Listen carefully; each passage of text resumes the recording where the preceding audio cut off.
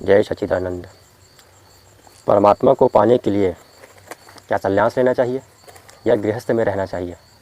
गृहस्थ में रह के क्या परमात्मा को नहीं पा सकते, या फिर सिर्फ सन्यासी लेना पड़ेगा?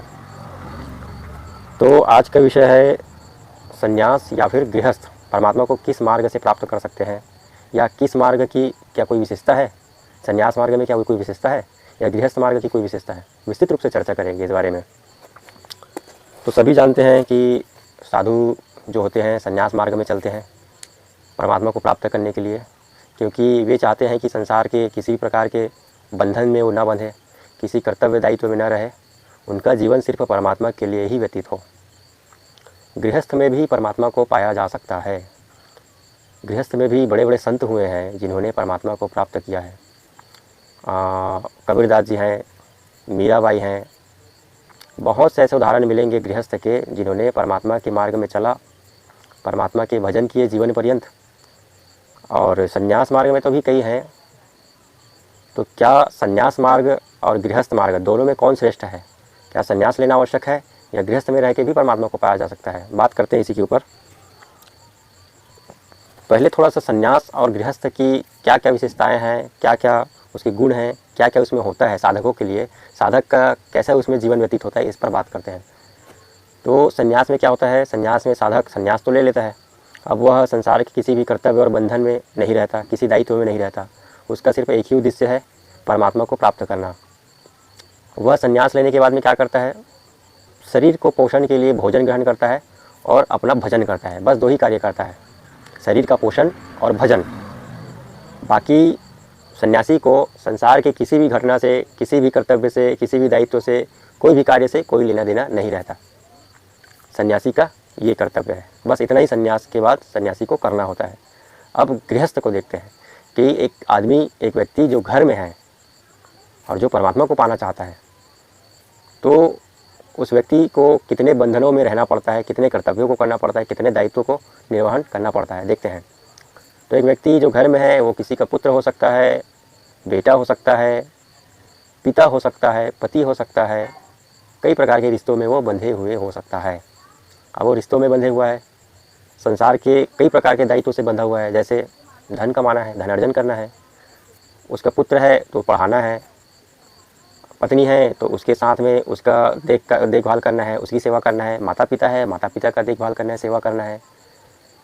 संसार में हो तो संसार के और बहुत सारे दायित्व हैं, जैसे परोपकार करना है।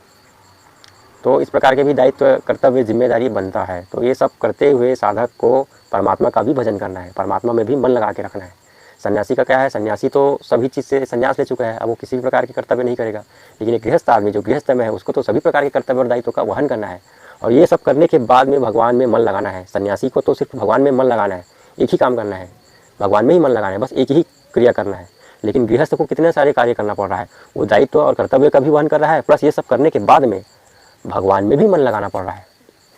तो अभी आप क्या देखिए, एक सन्यासी है, गृहस्थ है। सन्यासी क्या कर रहा है? सिर्फ भगवान का ही भजन कर रहा है, लेकिन गृहस्थ संसारिक कार्य करते हुए भगवान का भजन कर रहा है। तो अगर देखा जाए तो गृहस्थ आदमी एक हिसाब से आप भी समझ सकते हैं, सामान्य गृहस्थ आदमी ज़्यादा कर्तव्य और वहन में है, ज़्यादा क्या पूरा कर्तव्य में है, पूरा दायित्व में है, ये सब करते हुए भगवान का भजन कर रहा है। लेकिन सन्यासी किसी प्रकार के दायित्व में नहीं है। तो गृहस्थ एक प्रकार से देखा जाए तो श्रेष्ठ है, ऐसा हम कह सकते हैं। लेकिन सन्यासी भी अपने स्तर पर श्रेष्ठ है, किसी को कम या किसी को ज़्यादा नहीं कह सकते। लेकिन एक सामान्य व्यक्ति देखे तो उसको लगेगा कि गृहस्थ आदमी जो इतने सारे दायित्व में है वो सब करते हुए भगवान का भजन कर रहा है। तो दोनों, जो गृहस्थ में है और संन्यास में है, दोनों व्यक्ति परमात्मा को प्राप्त कर सकता है।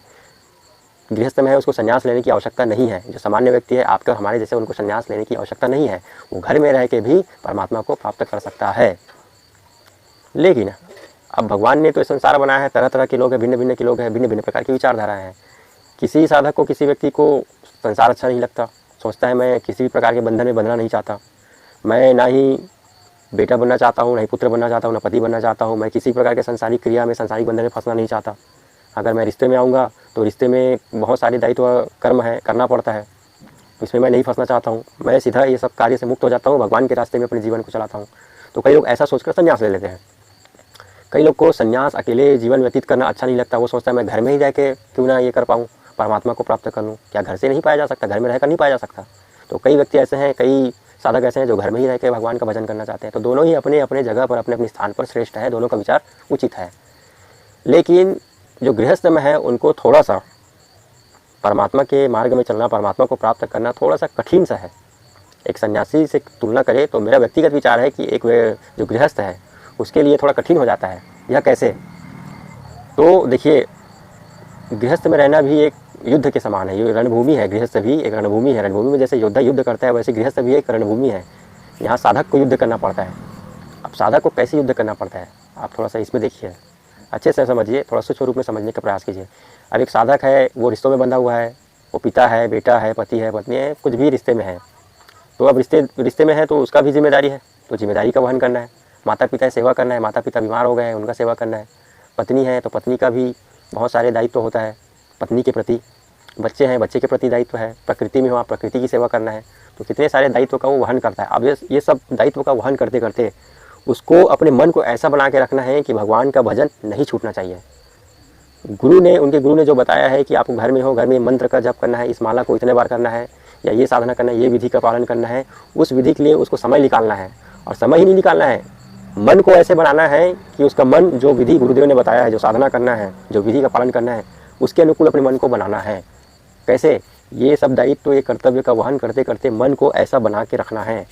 अर्थात एक लाइन में कहूँ तो मन को एक करके परमात्मा में लगा के सभी जिम्मेदारियों का पालन करके मन को एक करके रखना बहुत बड़ी बात है। क्या आप इस बात को समझ रहे हैं?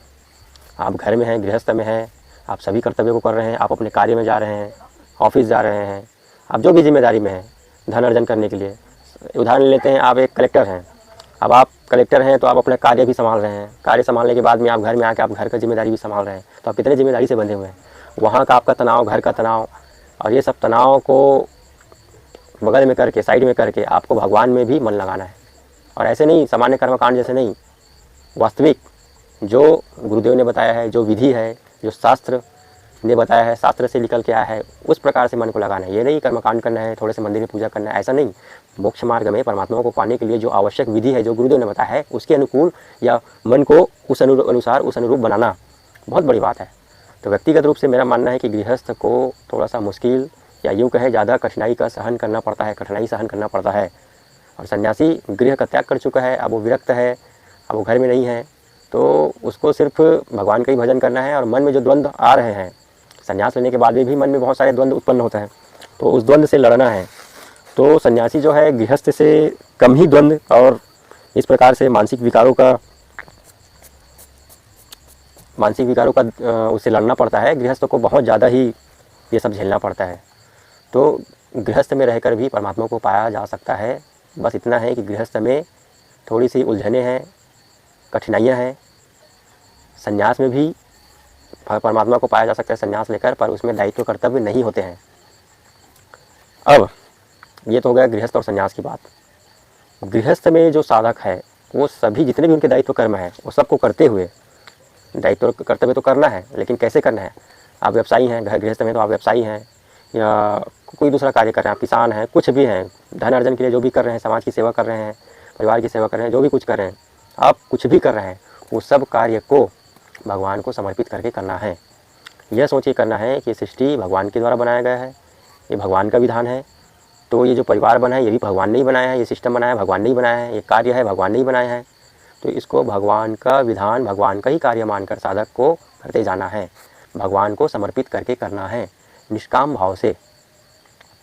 जब साधक इस कार्य, अपने दायित्व और कर्तव्य को निष्काम भाव से करता है, भगवान को समर्पित करके करता है, तब वह कर्म के बंधन में नहीं फंसता है, कर्म के बंधन में नहीं फंसता है। अब जब वो कर्म के बंधन में नहीं फंसेगा तो उसका कोई कर्म ही नहीं बनेगा। अब कर्म नहीं बनेगा तो मोक्ष के मार्ग में वो बहुत अधिक प्रशस्त होते जाएगा, आगे बढ़ते जाएगा, मोक्ष के बहुत ही निकट होता जाएगा। मोक्ष कब मिलता है? जब तक कर्म बंधन से व्यक्ति बंधा हुआ है तब तक मोक्ष नहीं मिलता। तो कर्म बंधन, निष्काम भाव से कार्य करने पर कर्म बंधन नहीं लगता है। भगवान की सेवा मानकर साधक जो गृहस्थ में है, अपने जितने भी कार्य हैं भगवान की सेवा मानकर, भगवान को समर्पित करके निष्काम भाव से करता है, तो वह किसी भी बंधन में नहीं पड़ता है। तस्माद् सक्ता सततम कार्यम कर्म समाचर, अशक्तो ह्याचरण कर्म परमाणपोति पुरुषा। श्रीमद् भगवद गीता अध्याय 3 श्लोक नंबर 19। भगवान श्री कृष्ण कह रहे हैं कि तस्माद अशक्ता सततम कार्यम कर्म समाचरा आशक्तो हयान चरण कर्म परमाणुभूति पुरुषः। अर्थात कि जो अनासक्ति रहित होकर कार्य करता है, जो अपने कार्य में आसक्ति नहीं रखता, वो कार्य करते हुए भी परम पद को प्राप्त होता है। क्या आप इस बात को अच्छी तरह से समझ पा रहे हैं? आप जो भी कार्य कर रहे हैं, आप माता पिता की भी सेवा कर रहे हैं, अपना जो भी पेशा है, धन कमा रहे हैं, सेवा में हैं, जो भी कार्य कर रहे हैं संसार में, सांसारिक कार्य, अगर उसको भगवान को समर्पित करके आसक्ति रहित अनासक्त होकर करते हैं तो वह व्यक्ति भी परम पद को प्राप्त होता है।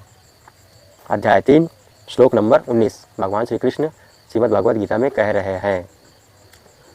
तो संन्यास, गृहस्थ, ये तो एक वर्णाश्रम हो गया है। किसी भी आश्रम में रहकर कोई भी व्यक्ति परमात्मा को प्राप्त कर सकता है।